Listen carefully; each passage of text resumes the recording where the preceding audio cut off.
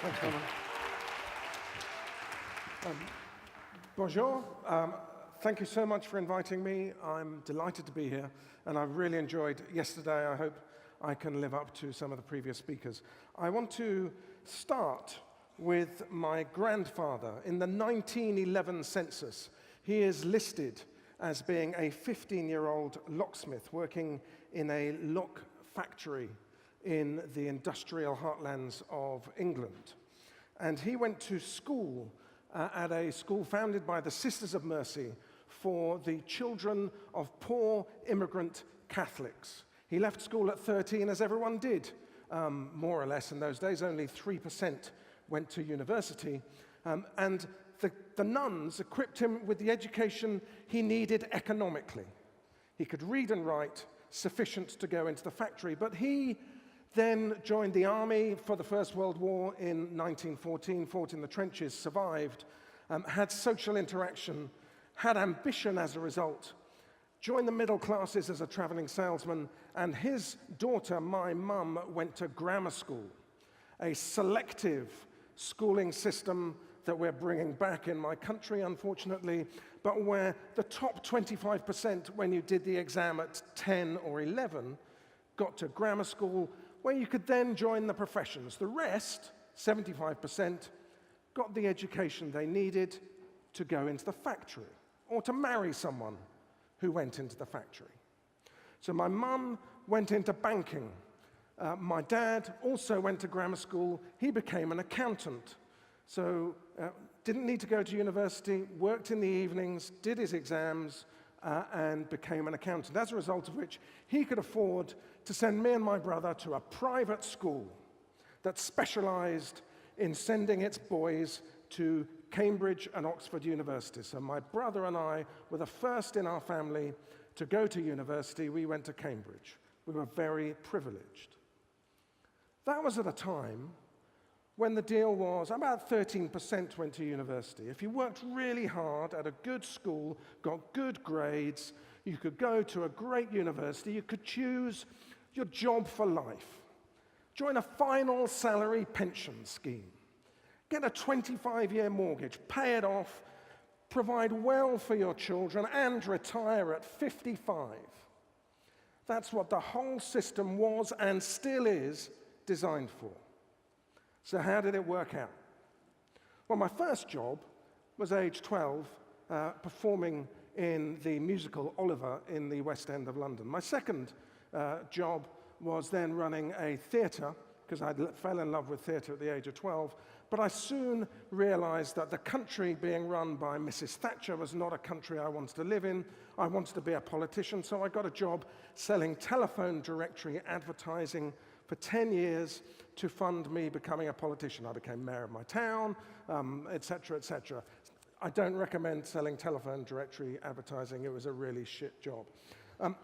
But eventually, I got elected as a member of parliament, which I did for 9 years, 3 years of which was as schools minister. And one of the things I did as schools minister was raise the education leaving age from 16 to 18 in my country, because I knew that's what those young people and the economy needed. So there's a theme around education systems that try and fit the economic as well as the individual social need for young people. But that wasn't quite enough. In the end, electoral gravity caught up. Gordon Brown, I was in his cabinet when we lost the election. He put me in the House of Lords, which is why I am now a Lord and a Knight. And I am now the Chief Education Advisor at TES. We have the largest network of teachers in the world, about 8 million. They're exchanging resources with each other, about 1.5 million downloads a day. So that's what, 4 or 5 careers. What would I do next? Because the reality is we're all cycling through multiple careers. I chair a business that's diagnosing malaria with iPhones. Maybe I can just focus on that. Or I chair a charity that is the main digital inclusion delivery organization in the UK. I could focus on that. Or I could apply what I know in terms of social action and education and think about refugee education. Or I've always wanted to be a dancer. I could retrain, maybe. Or I could go back to school. But I also know that the labor market is changing. So the globalization and technological change are hollowing out the middle-level jobs because those skills are being replaced by technology and other workers with some higher-level skills in compensation.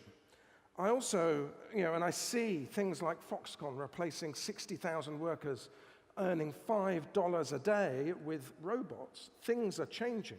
They're challenging. The first artificially intelligent lawyer now hired. A challenging time when also we're getting older. So a child born today has a more than 50% chance of living to over 105. That means a 60 to 70 year working life. That means instead of a 3-stage life of learn, go to work, retire, we're now moving into a life of continuously learning because technology will continuously de-skill us, so we have to continuously re-skill in order to keep up. And maybe we'll retire, but I suspect I will work for as long as I have the capacity to do so. So there's a lot of change, which in the end means we need to all embrace lifelong learning as our collective future that we should design for. Now, 10 days ago, I was at H-Farm in Venice. This is Maurizio and Rodrigo when they IPO'd last year. That started with a tech incubator hub 11 years ago, and has now built elementary schooling all the way through to master's schooling because they recognized it wasn't technology that was their problem at H-Farm, it was human capital that they needed to build, and they're designing for that. But what I'm interested in as a challenge for us right now is if we're thinking about how, I've told you how digital cultures have to some extent changed our education system, but how might we use digital cultures to create the education of the future? And a good place to start is where Make Sense started, which is refugee education. If I were to say to you, how could we use what's already there, what's already free, for pop-up schooling for the 3.5 million children who are refugees who are denied access to education, what would we need? You can shout out, but I don't have time. I only have 2 minutes, 45 seconds. So I'd say, well, we kind of need a content and curriculum. We need teachers. We may or may not need a building.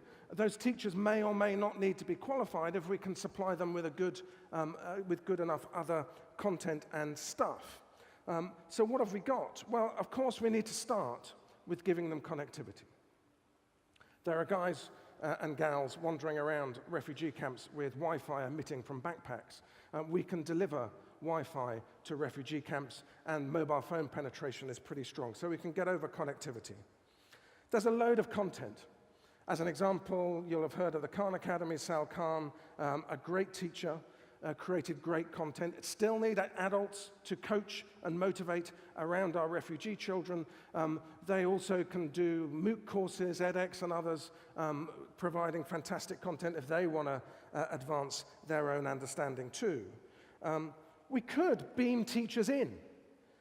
This is a friend of mine who runs a business from London where she has native-born Spanish speakers teaching over video conference English to classes of 30 in Montevideo, sort of Montevideo conferencing, if you like. And that's working really well. So yeah, we can beam some teachers in, maybe.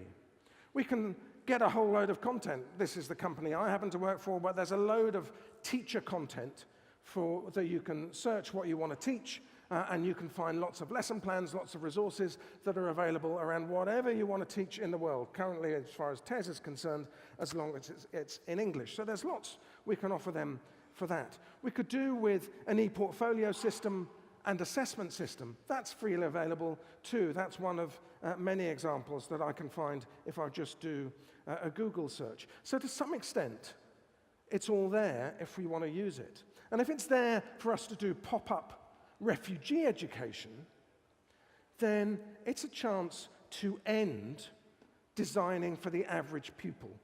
The End of Average is a wonderful book by Todd Rose from Harvard. And he says, he starts with a great story about the US Air Force. When fast jets were invented, too many of them crashed. They thought maybe it was the planes. It wasn't the planes. They thought maybe it was the pilots. wasn't the pilots. It was that they were recruiting to a standard-sized pilot, and that there is no such thing as an average-sized person. We have too many variables just in our human hand for there to be an average-sized human hand, and so pilots were overreaching and crashing because we designed for a standard-sized pilot. That's why we now have adjustable seats in our cars. And we've done the same thing with schooling.